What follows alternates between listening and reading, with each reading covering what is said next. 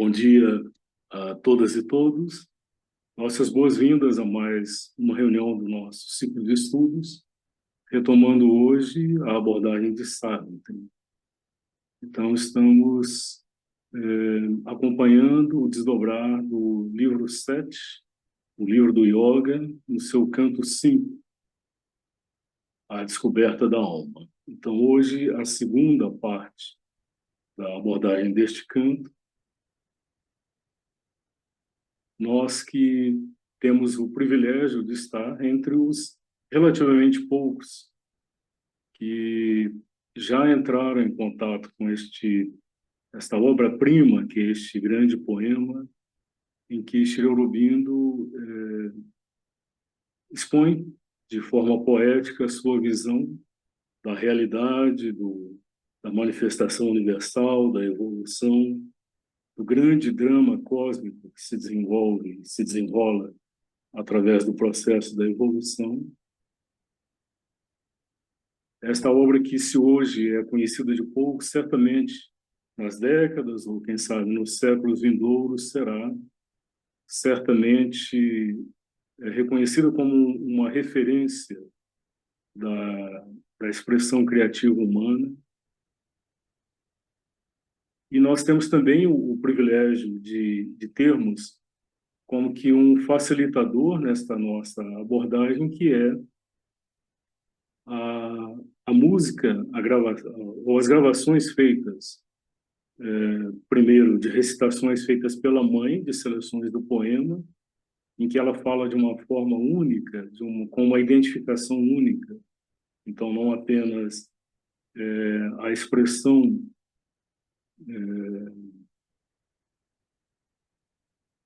exterior do que os versos nos trazem, mas a vivência, a profunda identificação e vivência interior espiritual que permitem que a fala dela tenha uma força de expressão única. E a música de Sunil, que vem para nós, sobretudo para aqueles entre nós que têm uma identificação mais própria à música, e a música, de certa maneira, é uma expressão, uma linguagem de expressão humana que nos toca diretamente, sem intermediação, por assim dizer, e Sunil, de uma forma inspirada, faz com que a expressão musical se torne expressão da, da vivência, do conteúdo que cada verso do poema expressa, sobretudo a partir da fala da mãe. Então, são elementos únicos, né, que temos aí. A fala da mãe, a música de Sunil expressando o poema de Sri Aurobindo. Isso nos favorece, facilita e nos coloca num contato mais próximo com esta realidade tão rica, tão complexa, tão profunda que o poema expressa e que, de outra forma, talvez ficasse ainda distante para a nossa sensibilidade, não tão habituada a frequentar essas altitudes de expressão e inspiração. Como sempre, teremos também imagens que vão acompanhar os quadros de música e poesia. Estas imagens surgiram, esta ideia de acompanhar com imagens surgiu inicialmente da necessidade prática de ter alguma coisa que preenchesse a tela na duração da música. Depois, tornou-se um campo também de experimento, de expressão criativa, artística, mas sem nenhuma pretensão de ilustrar o que a poesia ou mesmo a música expressam. Sobretudo agora, à medida em que avançamos e chegamos já numa parte do poema, este canto de hoje vai deixar isso mais claro, em que praticamente o que o poema expressa está como que além da possibilidade de expressão visual. Então, as ilustrações não têm nenhuma pretensão de ser como que a ilustração da poesia e da música, mas de alguma forma, sim, diretamente foram motivadas e inspiradas por ela. e querem ser, pelo menos, um acompanhamento que tenha uma coerência e que acompanhe de forma digna a música e a poesia. Na última apresentação de Savitri, nós tivemos alguns problemas em função da instabilidade na rede. Espero que não aconteça hoje, não tem ainda nenhum indicativo aqui de que o sinal esteja fraco ou hesitante, mas, de qualquer maneira, caso aconteça, a sugestão é que o foco seja colocado sempre na música, na fala e na música. Então, se for o caso, feche os olhos e escute, porque aí está, de fato, que a intenção de transmitir a poesia nos possibilita. Então, vamos retomar. A ideia seria retomar o último quadro da última apresentação para fazermos uma passagem coerente, uma conexão entre o que ouvimos e o que vamos ouvir. Mas, na verdade, o último quadro ele é uma extensão, um desdobramento do penúltimo quadro. Então, me pareceu mais lógico e coerente com o sentido da poesia revermos os dois últimos quadros. Então, voltamos àquela passagem em que Sri Aurobindo começa a descrever o adentrar por Savitri das regiões interiores, agora já na proximidade decisiva da morada da sua alma, e ela vai primeiro adentrar este espaço misterioso, estes grandes recintos, onde as paredes estão recobertas por grandes esculturas, então, representações de divindades, de deuses, de forças espirituais e cósmicas, que mesmo na pedra estão ali como que pulsando, como presença, como consciência, e a fitam silenciosamente à medida em que ela avança. O desdobramento disto é como que vai além da representação destas forças espirituais e cósmicas até chegar perto do mistério da criação, que é a passagem que ele vai falar dele e dela. Então, este jogo entre ele e ela, Ishvara e Ishvari, na tradição espiritual indiana, é como que resume o mistério da criação, porque ele coloca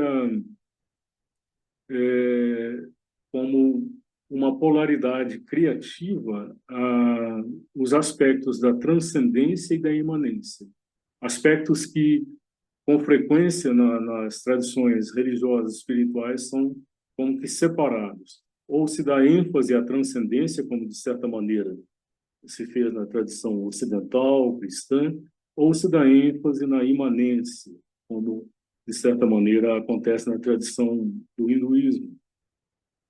Mas o que Sri Aurobindo propõe é a união dos dois aspectos. Os dois aspectos estão igualmente presentes na manifestação neste jogo, e lá no livro 1,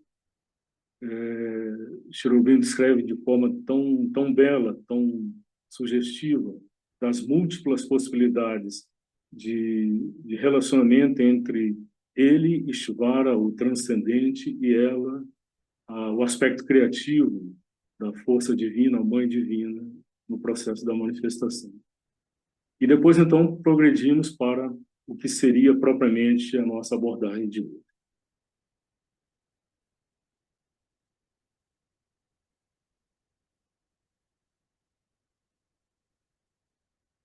Savitri, livro 7, o livro do Yoga, canto 5, a descoberta da alma.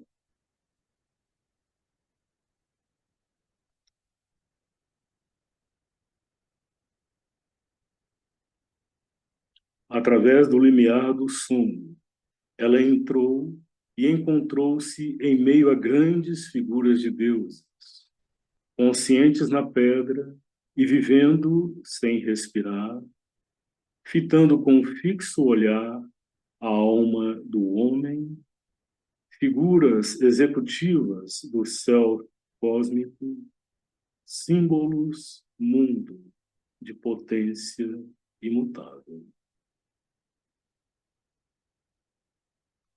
Então, ela transpõe um limiar, uma barreira, como que do sono, a barreira da vida, da vigília normal, da existência normal, adentrando, atravessando barreiras onde aparentemente se recairia num sono de inconsciência, adentra isso até estar num espaço de uma consciência interior ou de uma supraconsciência. E aí ela vai primeiro deparar com este grande recinto misterioso, onde estão essas figuras. Pode-se ver aqui uma alusão à realização da arte indiana antiga, da escultura indiana antiga, que realizou o prodígio de como que moldar na pedra, ou fazer com que na pedra presente algo da, da força espiritual, da presença espiritual que esses deuses representam. Mas é como se, ao mesmo tempo, fizesse uma alusão a um âmbito, um espaço onde há um registro perene, permanente, da presença, da ação dessas forças cósmicas, e que elas estão aí, não indiferentes a, ao movimento, ao processo de autodescoberta, da realização da evolução humana, mas elas estão aí como que atentas, testemunhando, acompanhando também o processo gradual do despertar humano. Através do limiar do sono, ela entrou e encontrou-se em meio a grandes figuras de deuses, conscientes na pedra e vivendo sem respirar, fitando com fixo olhar a alma do homem. Figuras executivas do céu cósmico, símbolos, mundo de potência imutável.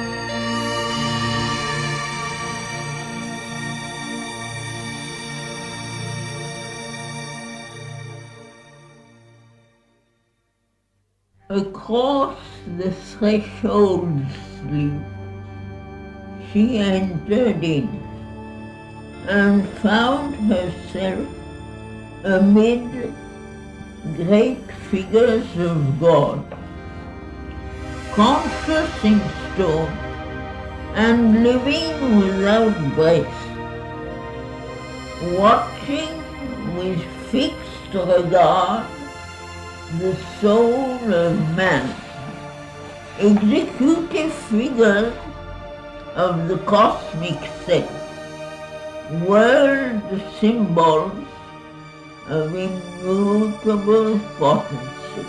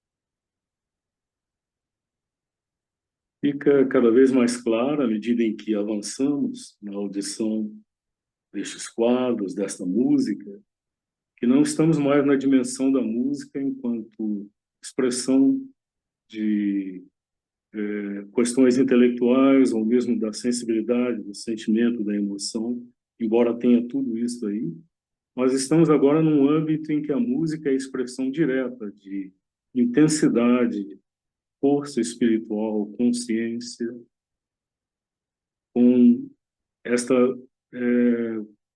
união de intensidade e calma que é única nesta música e que expressa estes grandes ritmos majestosos, como que a respiração de eras, de manifestação, de recolhimento, nova manifestação, tudo isso presente na maneira como esta música se articula e se manifesta. É força espiritual irradiando expressando-se como som.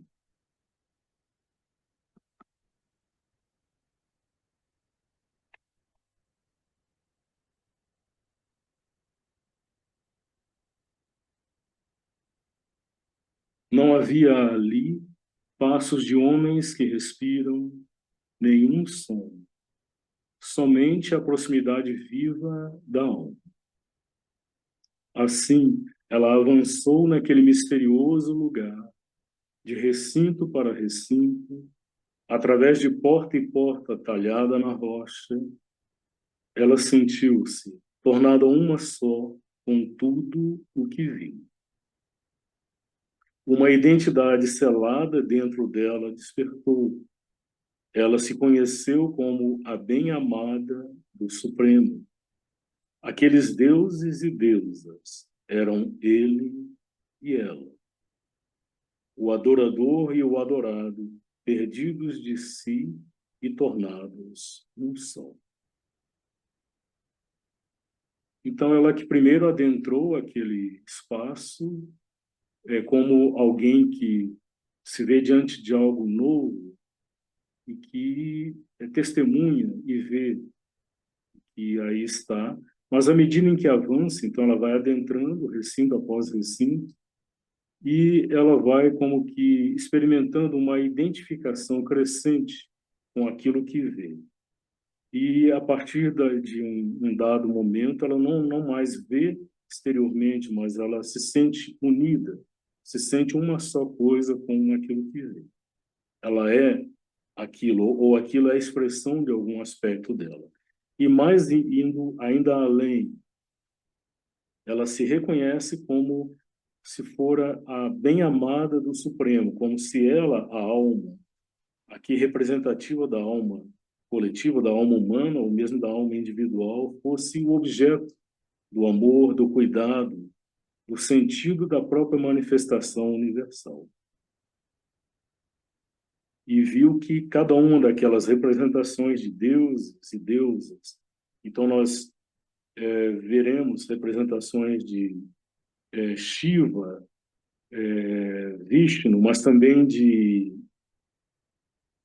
Kali, Durga. Então, são representações masculinas e femininas de forças cósmicas universais. Mas ela vê que estas forças são expressão dele, Ishvara, o transcendente, e ela, Ishvari, a força criativa, a força de manifestação da consciência divina. E vê que todo este jogo de manifestação é um jogo em que o transcendente se manifesta para, na criação, no espelho da criação, se reconhecer, se ver e se reunir a si. Então, neste jogo misterioso que só podemos ouvir e deixar recuar em nós a expressão de Shri Aurobindo, o adorador e o adorado, perdidos de si e tornados um só.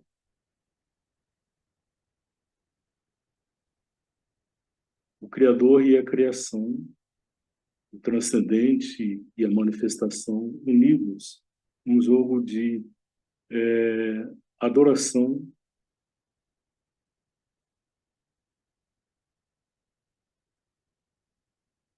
Não havia ali passos de homens que respiram nenhum som, somente a proximidade viva da alma. Assim, ela avançou naquele misterioso lugar, de recinto para recinto, através de porta e porta talhada na rocha. Ela sentiu-se tornada uma só com tudo o que viu. Uma identidade selada dentro dela despertou. Ela se conheceu como a bem-amada do Supremo. Aqueles deuses e deusas eram ele e ela. O adorador e o adorado, perdidos de si e tornados um só.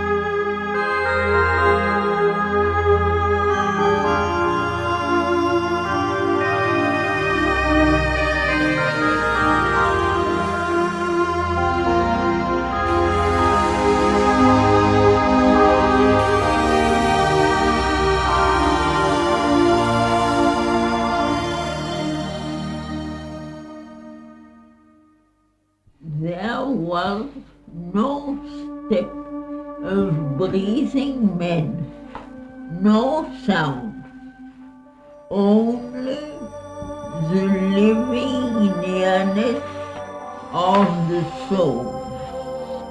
As thus she passed in that mysterious place, through room and home, through door and rock-hewn door.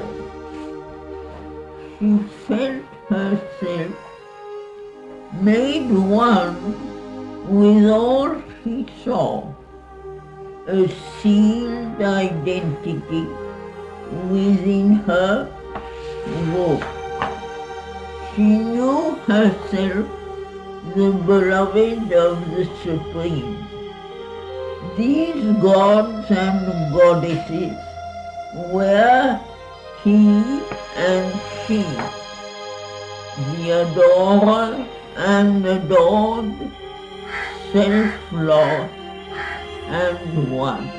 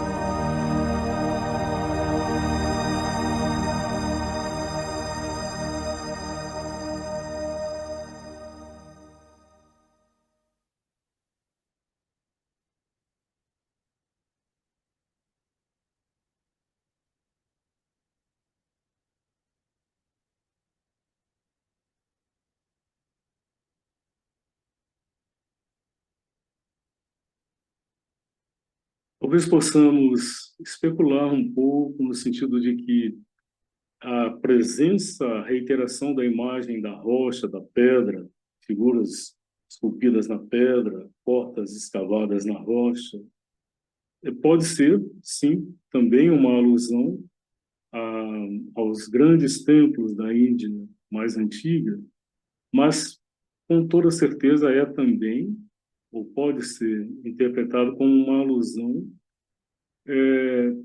ou a dimensão da existência, da toda existência com a solidez absoluta da realidade.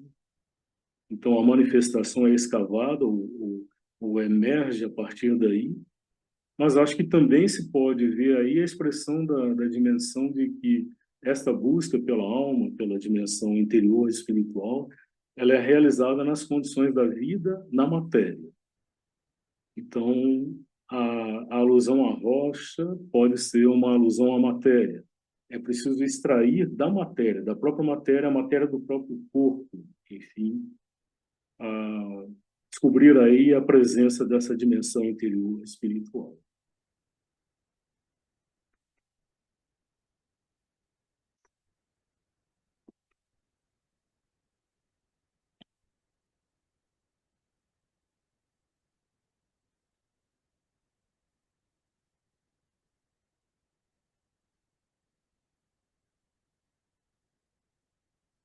Então, agora, cantos que não foram ainda ouvidos.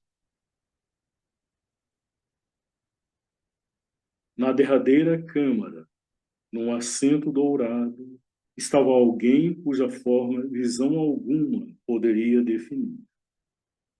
Sentia-se ali unicamente a fonte inalcançável do mundo, um poder do qual ela era uma força vagueante, uma beleza invisível, a meta do desejo do mundo, um sol do qual todo conhecimento é um raio, uma grandeza sem a qual vida alguma poderia ser. Então, nós ouvimos no quadro anterior que, à medida em que avançava e adentrava aqueles espaços interiores, aqueles recintos, ela como que vivenciou uma identificação crescente com o que ela via, até identificar ali a expressão, a manifestação do jogo misterioso da própria manifestação do transcendente através da força criativa, da consciência divina nas condições da matéria, a partir do inconsciente. E aqui é como se ela fosse ainda mais longe, ela chegou à essência, à origem, à fonte de tudo. Então, essa sequência de imagens aqui nos, como que quer trazer um vislumbre do que seria essa experiência, dessa identificação com esta fonte de tudo. E aqui nós vamos perceber como também a música, ela como que se vê diante da quase que do desafio de expressar o que vai além, talvez, da possibilidade de expressão. De uma certa maneira, há uma inflexão aqui, aquela música majestosa, portentosa dos dois quadros anteriores, ela tem uma inflexão de algo mais íntimo. E ela passa a ser como que expressão pura da irradiação da luz, da presença e da luz.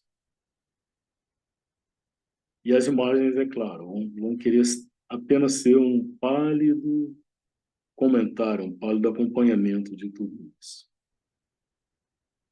Na derradeira câmara, num assento dourado, estava alguém cuja forma, visão alguma, poderia definir. Era um alguém, mas era ao mesmo tempo algo que está além da individualização. Sentia-se ali unicamente a fonte inalcançável do mundo, um poder do qual ela era uma força vagueante, uma beleza invisível, a meta do desejo do mundo. Ela estava então diante do que a Terra, o mundo, todo o processo de evolução estava consciente ou inconscientemente buscando. E aqui nós vemos de novo a expressão daqueles atributos de existência, de ser, de consciência e poder, e de Ananda, beleza, beatitude. Então ela estava diante da fonte inalcançável, a toda existência, aquilo que é a realidade na sua essência última. E isso era ao mesmo tempo um poder. Todas as potencialidades de manifestação estavam ali contidas.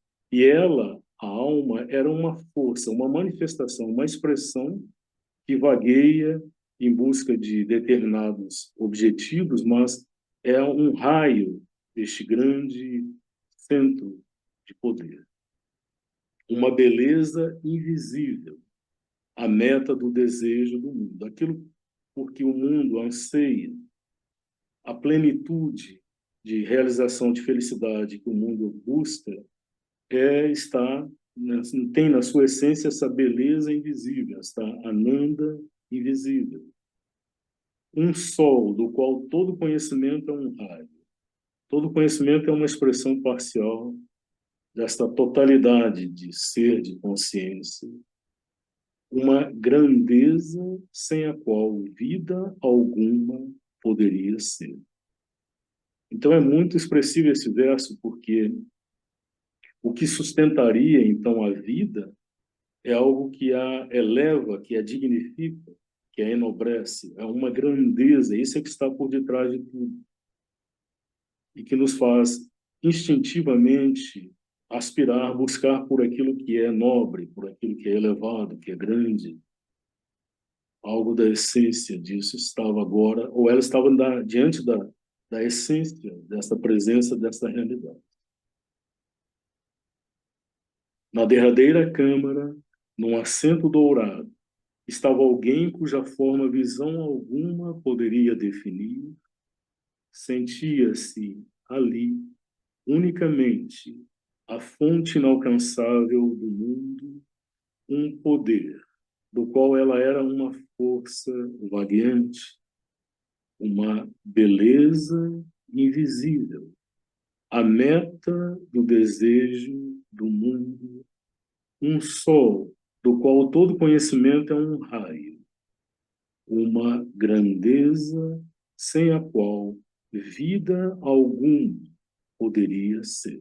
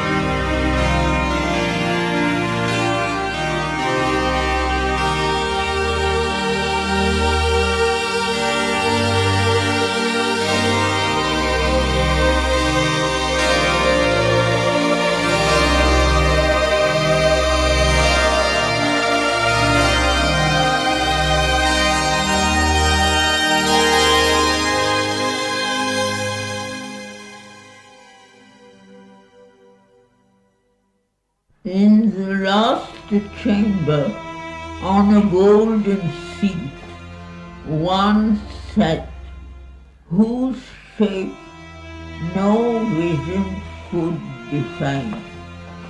Only one felt the world unattainable found, a power of which he was the staying force, an invisible beauty goal of the world's desire, a sun of which all knowledge is deep, a greatness without whom no life could be.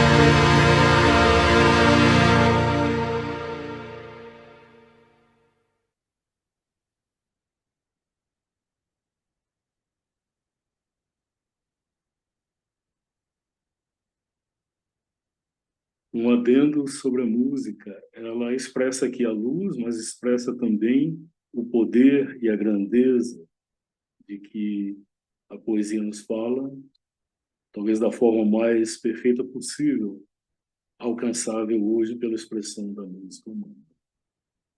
A árvore apareceu aqui como uma expressão simbólica, tanto a árvore como espécie, expressão da aspiração da natureza, da terra, pela luz, como também uma expressão simbólica, a árvore indivíduo, da aspiração da alma individual. Ela vai aparecer novamente em outras, nos quadros seguintes, com o mesmo sentido.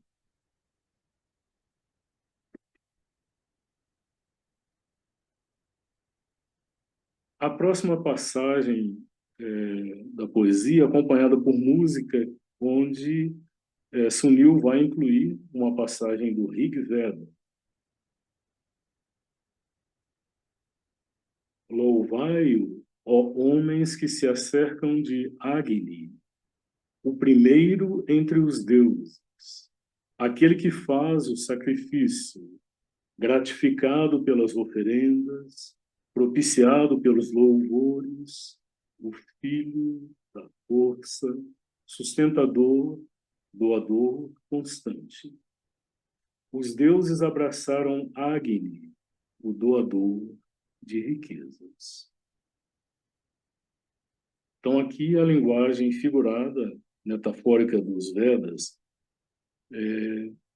que vai se referir a essa divindade suprema do panteão dos deuses védicos, que é Agni, o deus do fogo. O fogo que é o criador, o condutor, o sustentador de toda a manifestação. Então, por isso, talvez a imagem nos fale do primeiro entre os deuses. O primeiro, possivelmente, é aquele que primeiro se manifesta, porque é a partir da sua presença que toda manifestação se faz possível. Aquele que faz o sacrifício, ele é quem conduz o sacrifício aqui como oferenda da, da criação da terra, na sua busca de autodescoberta, de autorrealização, de manifestação progressiva das suas potencialidades. Isso como uma oferenda ao Criador, à Criadora.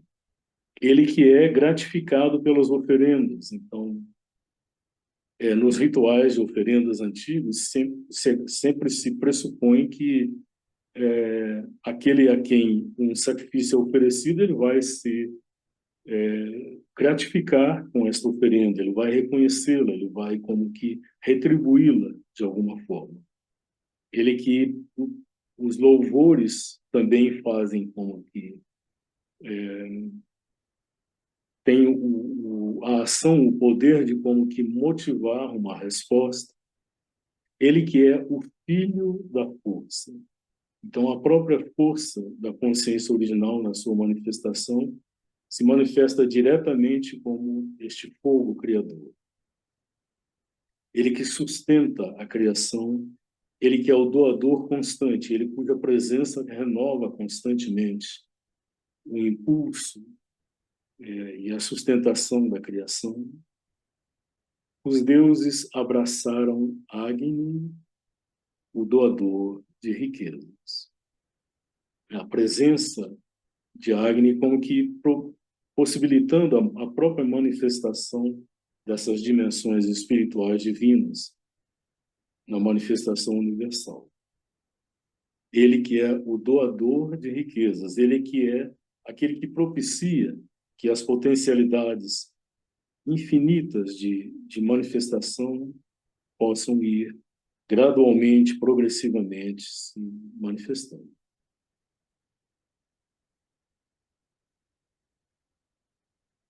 Louvai-o, ó homens que se acercam de Agni, o primeiro entre os deuses, aquele que faz o sacrifício, gratificado pelas oferendas, propiciado pelos louvores, o filho da força, sustentador, doador constante.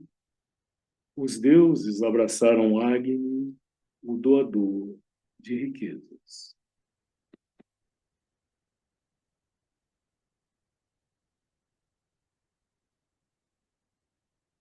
E a passagem do poema que vai nos falar, trazer a imagem desta união, desta fusão que vai então acontecer entre a, a porção manifesta da alma e a sua essência, que é individual, que é ao mesmo tempo unida ao transcendente, à dimensão espiritual, ao universal. Dali, tudo se retirou para dentro do céu silencioso e tudo se tornou sem forma e puro e desnudo. Então, através de um túnel escavado na última rocha, ela emergiu lá onde brilhava um sol imorredouro. Uma casa ali estava, toda feita de chama e luz, e cruzando uma parede de fogo vivo, sem portas, ela de súbito encontrou sua alma secreta.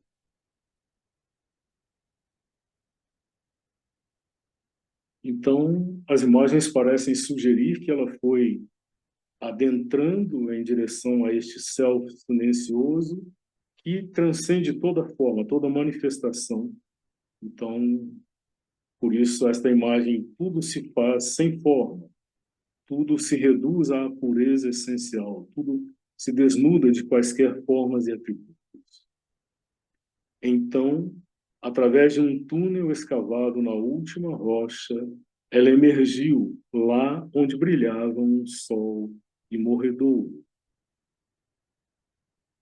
Aqui não há como não se lembrar, não fazer a conexão com uma fala ou de uma experiência que a mãe manifestou, em que ela vivenciou a experiência de mergulhar até o mais fundo do inconsciente, como que no mais escuro, no mais sufocante do inconsciente, onde aparentemente nada havia, nenhuma presença, nada que pulsasse a presença, e lá ela encontra, né,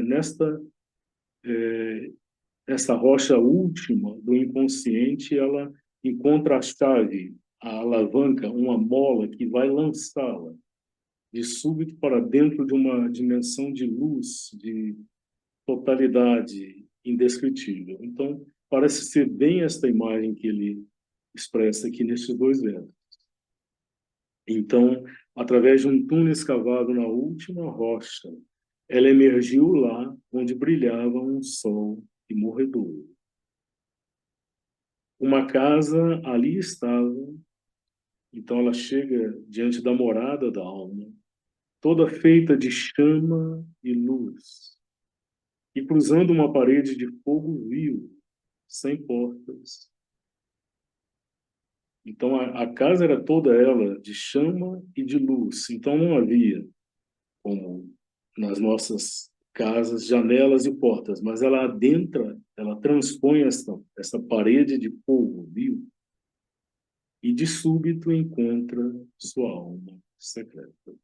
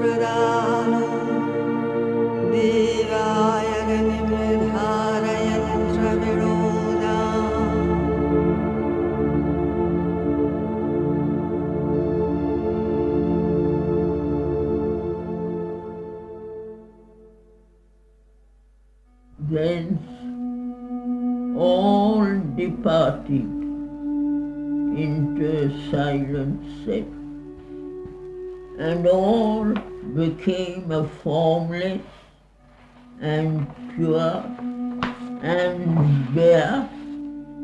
Then, through a tunnel dug in the last rock, she came out where there shone a deathless sun.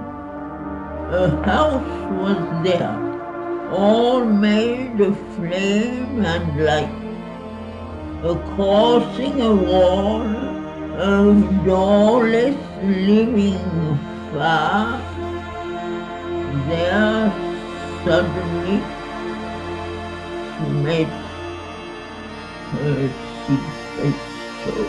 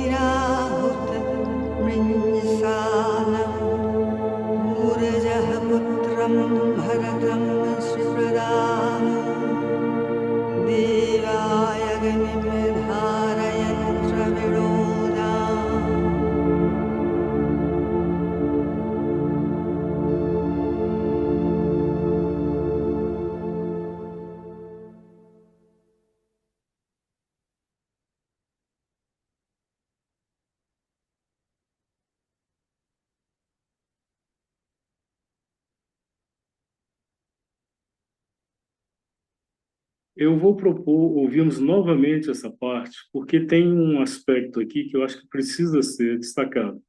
Embora ele tenha, com toda certeza, sido percebido pela sensibilidade de todos, mas é o aspecto de que existe aqui na expressão da poesia, na expressão da música, sobretudo, uma virada como que imprevisível, de certa maneira, porque a música começa expressando toda a presença, o poder, essa força última, essa majestade, essa grandeza. Mas depois acontece uma virada, algo maravilhoso do ponto de vista da inspiração, porque a música que vai emergir aí não é a música da soberania que se impõe, mas é a música da união.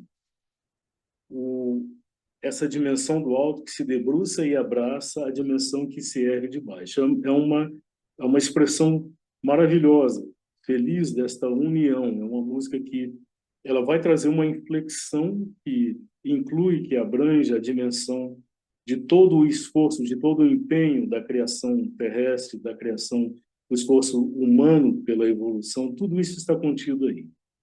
Então, acho que Isso justifica ouvirmos novamente. Dali, tudo se retirou para dentro do céu silencioso, e tudo se tornou sem forma e puro e desnudo. Então, através de um túnel escavado na última rocha, ela emergiu lá onde brilhava um sol imorredouro. Uma casa ali estava, toda feita de chama e luz, e cruzando uma parede de fogo vivo, sem portas, ela de súbito encontrou sua alma secreta.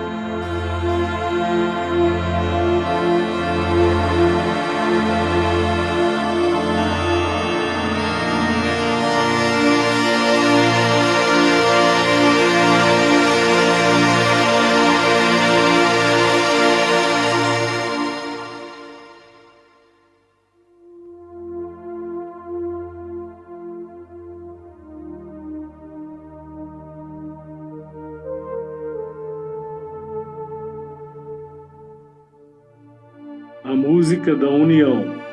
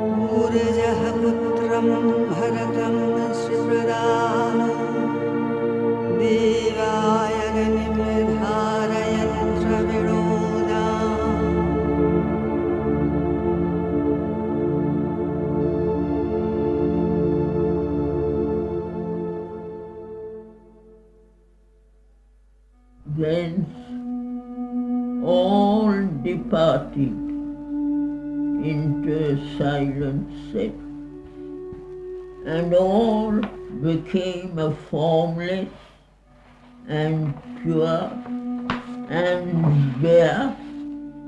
Then through a tunnel dug in the last rock, she came out where there shone a deathless sun. A house was there, all made of flame and light.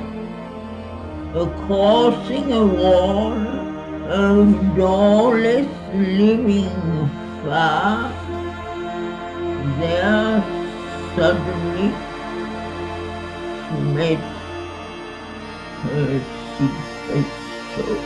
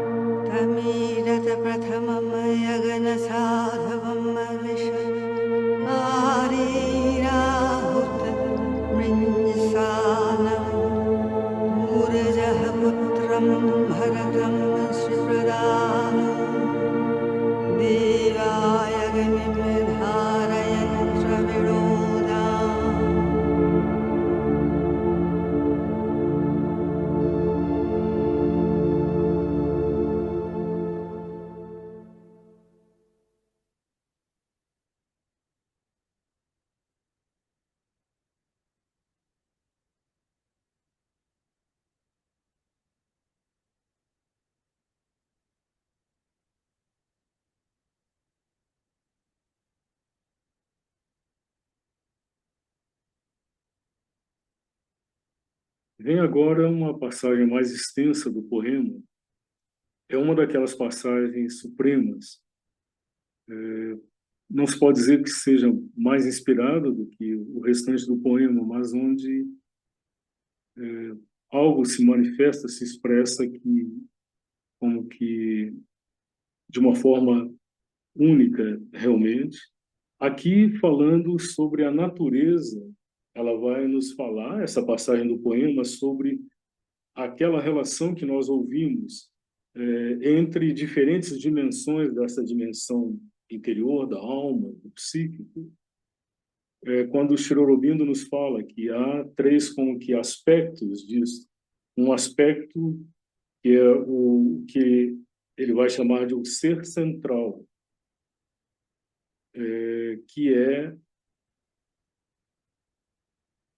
na terminologia da tradição espiritual indiana, o Jivatman. Então, é algo que é uma dimensão em que o individual está unido ao universal, ao transcendente, ao espiritual. É uma dimensão que está em permanente união, unidade com a dimensão do espiritual, mas que ao mesmo tempo é individualizada, mas que não se manifesta na criação. Ela fica para sempre acima da criação, mas como que ela envia para dentro do campo da manifestação, da evolução, uma espécie de mensageira, uma delegada sua, com a missão de como que dar suporte e de conduzir a evolução, a individualização, já que o processo de evolução é um processo de individualização crescente da consciência, e ela vai, então, dar como que suporte a este processo evolucionário, sem perder, no entanto, a conexão com essa dimensão do alto. Então, é algo desta relação entre esses dois aspectos. E o terceiro aspecto, que é aquela personalidade psíquica que vai se como que formando a partir das múltiplas experiências do psíquico, através das múltiplas experiências de vida, de encarnação, ele vai como que assimilando o essencial da experiência, vai como que formando uma personalidade psíquica, que é o que Sri Aurobindo e a mãe chamam o ser psíquico. Então, temos aqui, nessa passagem do poema, a expressão o ser central, ou Jivatman, o psíquico, ou a alma, e o ser psíquico, aquele que se desenvolve, a personalidade psíquica que se desenvolve a partir do crescimento, do despertar progressivo desta centelha individual do psíquico. Mas com imagens na poesia, assim, que falam de uma forma maravilhosa sobre o jogo da presença disso através das múltiplas experiências da vida, sem negar nenhuma delas, abraçando toda a experiência de vida como um campo de experimento, de expressão, de crescimento. Um ser ali se postava, imortal na transitoriedade, sem morte, folgando com coisas momentâneas, em cujos amplos olhos de tranquila felicidade, que piedade e sofrimento não poderiam revogar, a infinidade voltou seu olhar para formas finitas. observadora dos passos silenciosos das horas e das cenas passageiras do jogo do eterno. Então, tal como aquelas representações dos deuses, ela também volta o seu olhar para o campo da manifestação. Este ser ela vai encontrar ao adentrar aquela morada da alma, que está aí no campo de tudo que é passageiro, de tudo que é transitório, mas ele em si, imortal, imutável, ele que não conhece a morte, ele folga, ele brinca, ele joga com as coisas do campo do passageiro, do momentâneo. Ele cujos amplos olhos de tranquila felicidade, a unidade constante com a essência da beatitude, da alegria, da felicidade, Ananda, nada, nenhuma experiência humana, nem o jogo da polaridade humana de piedade e sofrimento, nada disso poderia tocar, macular essa felicidade. E esta infinidade que aí está volta seu olhar para formas finitas, observadora dos passos silenciosos das horas e das cenas passageiras do jogo do eterno. Então, mais uma vez, afirmado e vai ser reiterado que todo este imenso movimento é como que um jogo que o Eterno se auto-propôs. No mistério de sua vontade seletiva, na comédia divina, uma participante, a representante consciente do Espírito, delegada de Deus em nossa humanidade, companheira do universo, o raio do transcendente, ela tinha vindo para dentro do recinto do corpo mortal para bailar com o tempo e a circunstância. Então, aprendemos no estudo das obras principais de Sri Aurobindo, a Vida Divina, Síntese do Yoga, enfim, toda a obra de Sri Aurobindo que nunca, nenhuma palavra é usada em vão, é excessiva ou deixa de existir, deixa de estar presente. Cada palavra tem um sentido preciso. E em Savitri é como que uma condensação de tudo isso, o mesmo princípio permanece. Então, não há como esgotar a riqueza de significados que cada verso contém, mas alguma coisa disso acho que vale a pena buscarmos perceber. No mistério de sua vontade seletiva. Então, é uma vontade cujos desígnios nós não temos como adentrar, não temos, ultrapassam a lógica humana. Porque muitas vezes aquilo que a lógica humana pareceria ser o certo lógico não é o que essa vontade busca. Então, por isso, isso vai permanecer, do ponto de vista da razão humana, como um mistério. O que essa vontade escolhe e busca. Na comédia divina, uma participante. Então, pode-se ver aqui uma alusão ao grande poema épico de Dante, a Comédia Divina. Sim, mas muito provavelmente é mais do que isso. Ele faz menção ao próprio processo evolucionário, porque é um processo cuja natureza é divina, foi o divino quem escolheu, é a expressão de um propósito divino. Mas a palavra comédia, na sua origem, ela tem um sentido de uma história que tem um final feliz. Então, nós temos geralmente a compreensão de comédia como o desdobramento humorístico. E Sri Aurobindo também destaca que tem que haver bom humor de quem criou esse universo tal como ele é. Mas comédia aqui nesse sentido mais amplo, de uma história, uma aventura que vai terminar bem, vai ter um final feliz. Ou seja, o final já está determinado. Aquele verso de Sri Aurobindo nos diz isso. No começo é preparado o fecho. A semente já contém em si tudo aquilo que vai se desdobrar a partir dela. Então, aqui é uma reafirmação de que esta comédia, esta aventura divina terá um desfecho feliz, no sentido de que aquilo que é o desígnio, o propósito original, vai se cumprir. E a manifestação plena da consciência divina nas condições da matéria. Então, ela é não apenas uma espectadora disso, mas é uma participante, ela é coadjuvante, ou é mesmo uma protagonista desta comédia.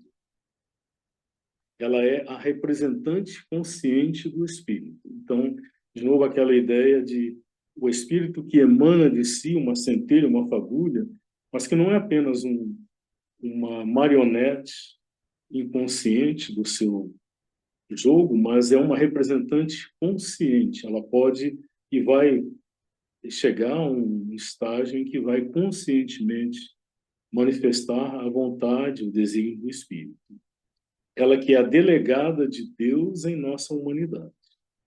Então aqui retoma-se aquela concepção que está na tradição espiritual indiana de que neste grande processo evolucionário o ser divino como que envia de tempos em tempos como que emissários, mensageiros que vêm com uma missão de como que favorecer ou acelerar ou propiciar um avanço no processo evolucionário.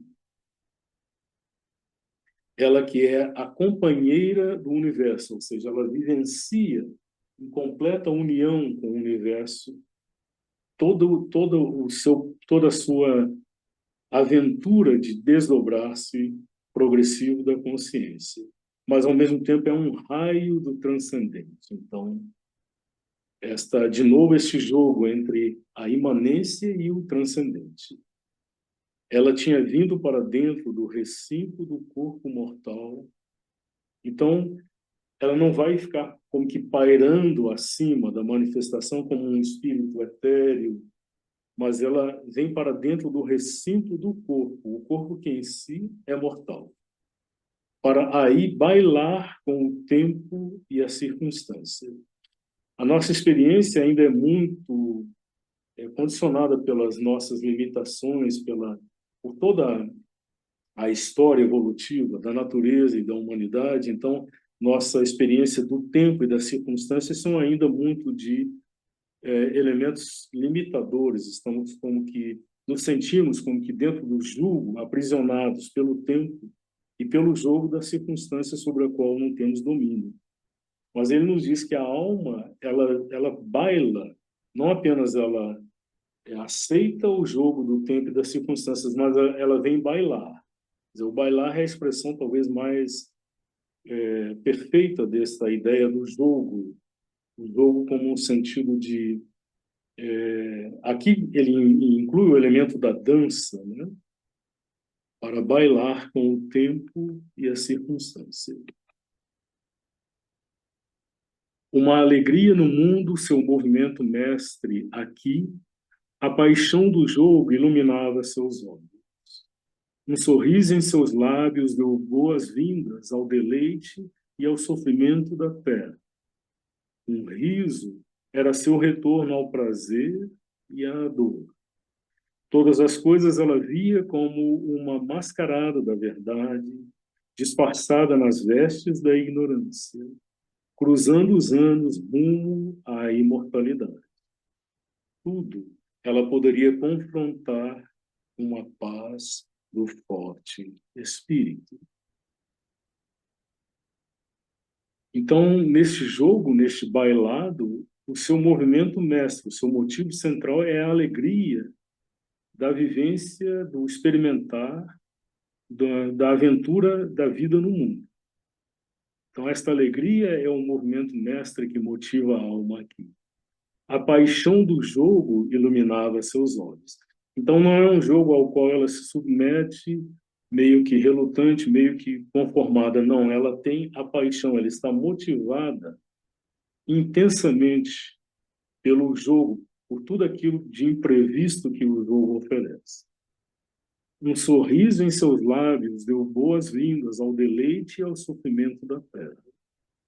Então, ela não apenas aceita o jogo da vida, da experiência, com a sua alternância de deleite, de alegria e sofrimento.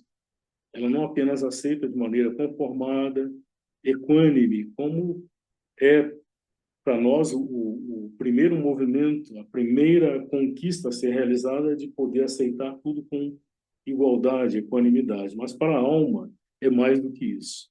Ela aceita tudo isso, ela dá, não apenas aceita, mas dá boas-vindas a tudo que é deleite e a tudo que é também sofrimento, porque ela compreende que no sofrimento também está a possibilidade do crescimento, ou é uma forma disfarçada da intensidade do deleite. Um riso era seu retorno ao prazer e à dor. Então, de novo, não apenas a aceitação equânime, conformada, mas ela ri da experiência que para nós é tão decisiva, essa alternância entre prazer e dor. Ela ri do prazer, ela ri da dor. Todas as coisas ela via como uma mascarada da verdade. Então, tudo é como que um jogo, um baile de máscaras, que a verdade decidiu encenar, mesmo a própria negação da verdade, a própria falsidade ou a falsificação, a mentira, tudo isso é jogo, é disfarce momentâneo, disfarçada nas vestes da ignorância. Mas isso tudo é possível ou se torna como que necessário porque esta verdade, ela escolheu se disfarçar ou mergulhar para dentro do inconsciente, e de lá vai emergir primeiro como semiconsciência, como ignorância. Tudo isso na sua jornada que vai cruzando os anos, o passar inexorável dos anos, mas rumo à imortalidade. E como ela está fortemente assentada na base do espírito, a paz do espírito vai lhe dar o poder de confrontar toda a experiência que lhe vem.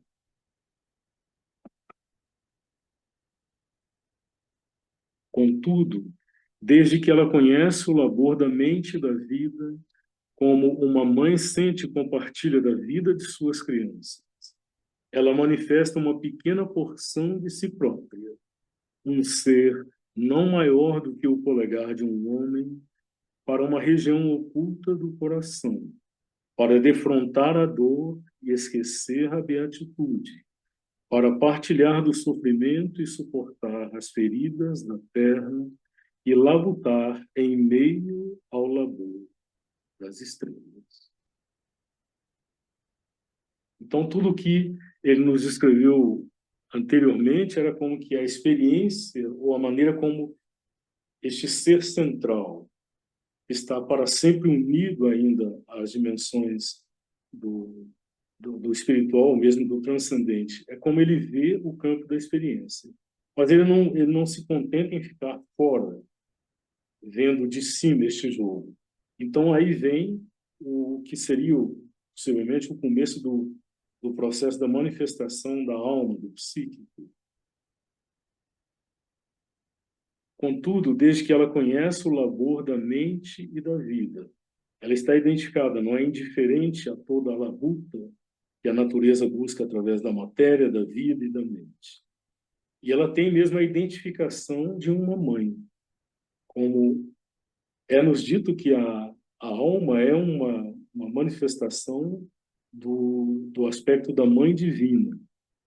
O psíquico em nós é uma centelha da mãe divina, por assim dizer. Então, traz em si essa identificação, essa empatia da mãe, que sente e compartilha da vida de suas crianças e quer o melhor para suas crianças. Então, ela manifesta uma pequena porção de si própria, uma centelha, uma fagulha. Aqui, Sri Aurobindo vai evocar uma imagem que vai aparecer lá nas escrituras sagradas da Índia, possivelmente num dos Upanishads, um ser não maior do que o polegar de um homem, mencionando não a dimensão física, mas a dimensão do diminuto, do limitado, que é esta primeira manifestação, para uma região oculta do coração. Então, aqui uma percepção que tem se mostrado decisiva para nós que acordamos, ainda que parcialmente, para a possibilidade dessa descoberta em nós.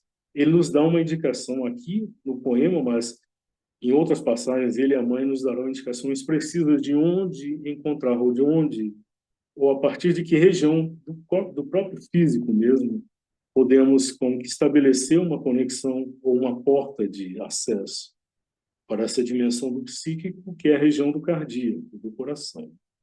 Então, para uma região oculta do coração, sugere algo bem recôndito, bem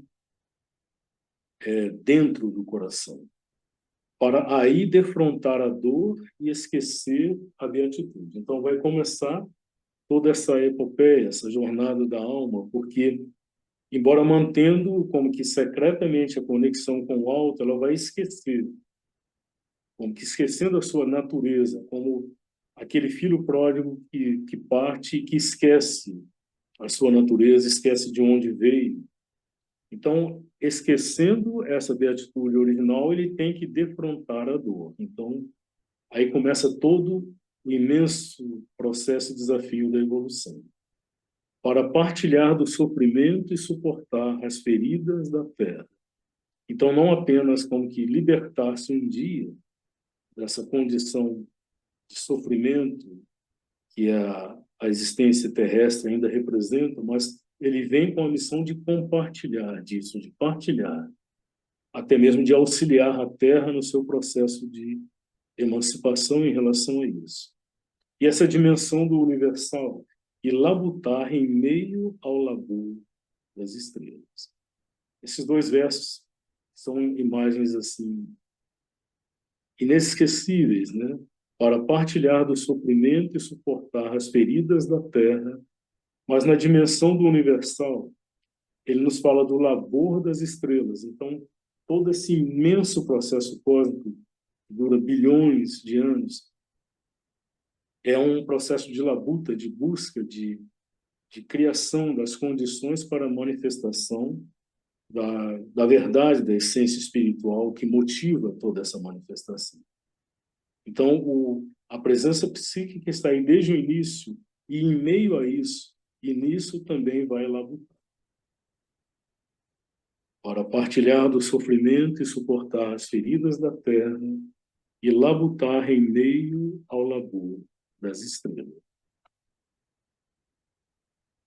Isto em nós ri e chora, sofre o golpe, exulta na vitória, luta pela coroa, identificado com a mente e o corpo e a vida, toma a si sua angústia e sua derrota, sangra com as chicotadas do destino e jaz sobre a cruz. No entanto, é o self não ferido e imortal, dando suporte ao ator sobre o palco humano. Então, alguns aspectos aqui. Primeiro, ele nos fala da total e plena identificação do psíquico com a experiência da vida. Então, é isso em nós que não vai permanecer indiferente, intocado lá atrás, mas isso vai rir e vai chorar, e vai sentir e sofrer o golpe. Isto vai exultar na vitória, vai lutar pela coroa. Isto que é identificado com a mente, o corpo e a vida, toma a si a angústia e a derrota eventual da mente, do corpo e da vida, porque todo esse processo implica em quedas, em derrotas, em erros, em falhas. Tudo isso é parte. Mas o psíquico toma isso tudo como sua experiência. Isto sangra com as chicotadas do destino e jaz sobre a cruz. Aqui ele parece já trazer uma outra dimensão, que ele parece uma alusão direta ao Avatar, que também, quando desce, ele se identifica por inteiro com a existência humana e sofre, tal como a existência humana, como a Terra, a natureza sofre, a humanidade sofre no próprio corpo humano. No entanto, permanece aí para sempre como o self não ferido e imortal. Na sua essência, ele é intocado por quaisquer destas experiências. Mas ele dá suporte ao ator sobre o palco humano. Então, de novo, aquela ideia do jogo, da mascarada. Então, tudo isso que para nós tem essa dimensão, esse aspecto tão pungente nesse jogo de sofrimento e morte, é muito real, porque o psíquico vem não para negar isso, mas para se identificar por inteiro com isso, e ao mesmo tempo é um jogo, é uma representação que o próprio ser divino se propôs a si mesmo.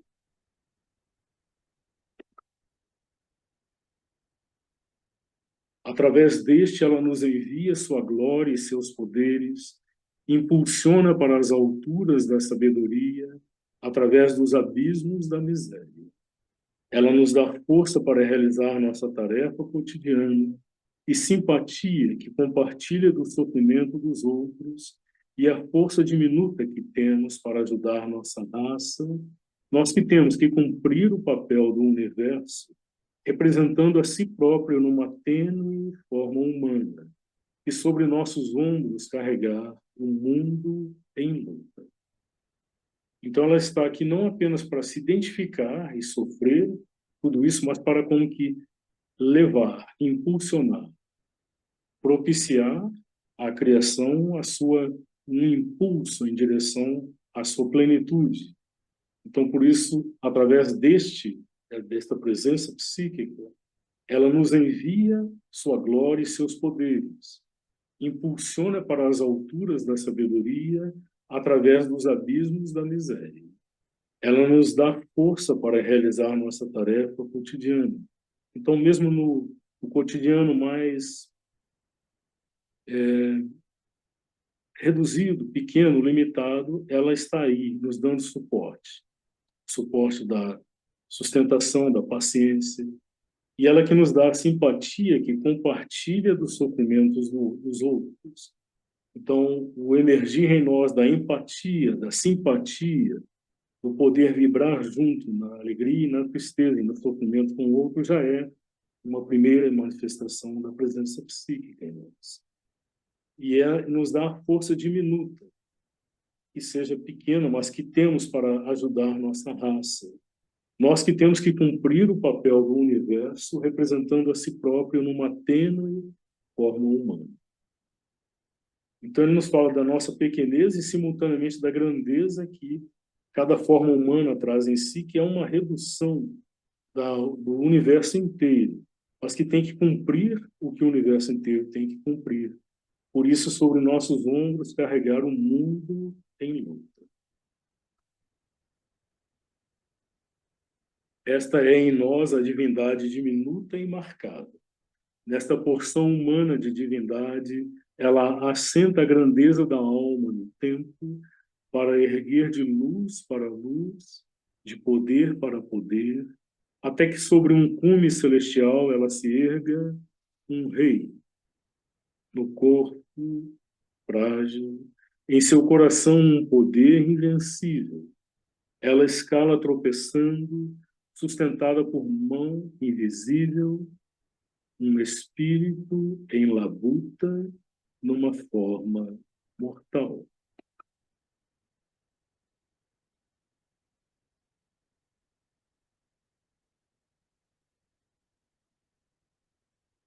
Então, uma seleção de alguns versos dessa passagem, que vai ser então recitada pela mãe com o acompanhamento da música de sininho. Um ser ali se postava, imortal na transitoriedade, sem morte folgando com coisas momentâneas. Ela tinha vindo para dentro do recinto do corpo mortal.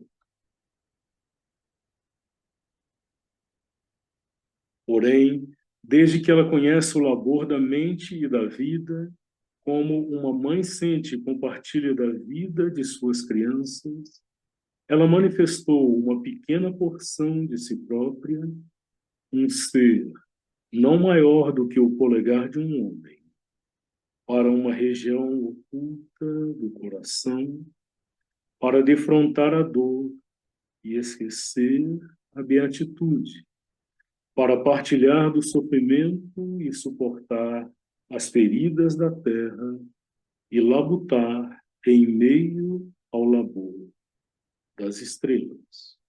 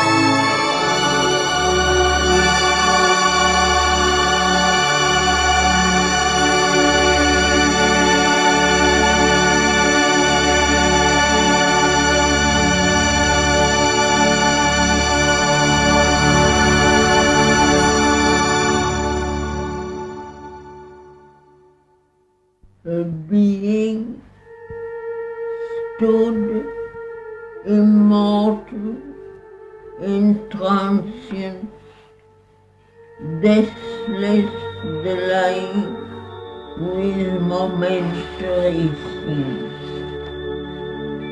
She had come into the mortal body's room, but since she knows the toil of mind and life, as a mother feels and shares her children's life, she puts forth a small portion of herself,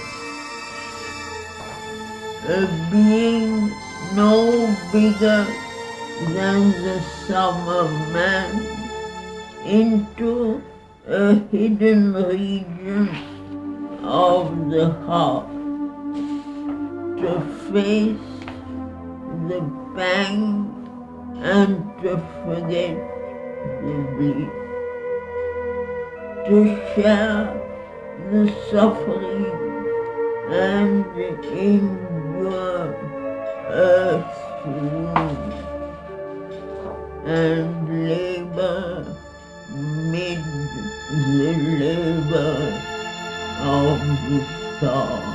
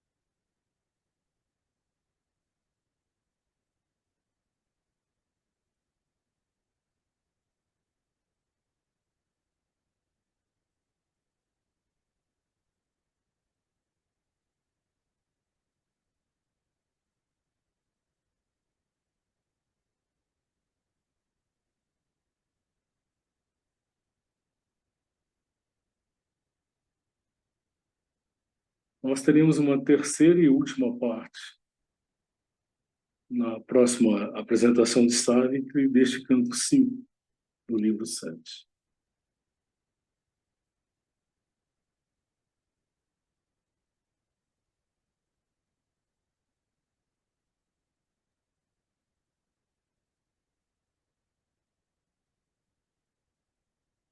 Temos ainda alguns minutos, caso alguém queira esclarecer algum ponto, compartilhar alguma questão.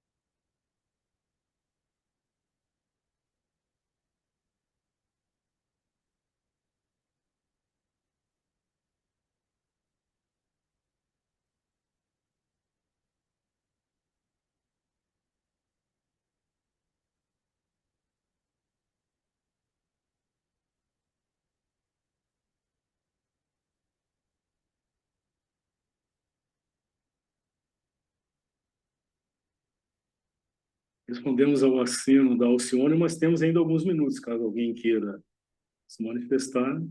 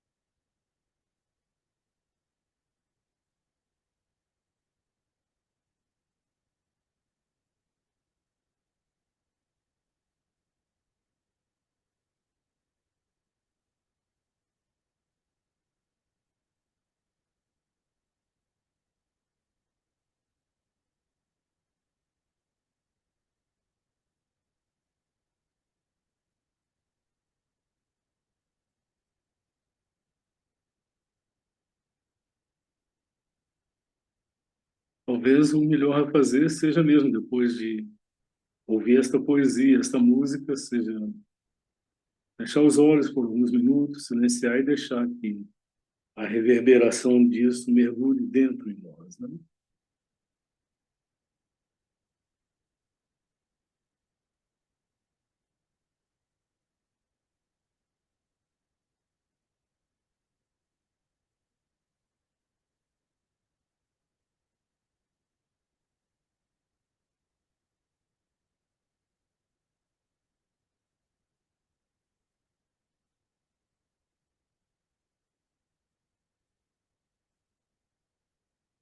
Então, nesse sentido, acho que podemos encerrar, lembrando que temos no sábado a leitura, a audição de leitura do Rolf, e no próximo domingo, começando o mês de setembro, os pensamentos e aforismos e o ciclo humano, de Shirogane.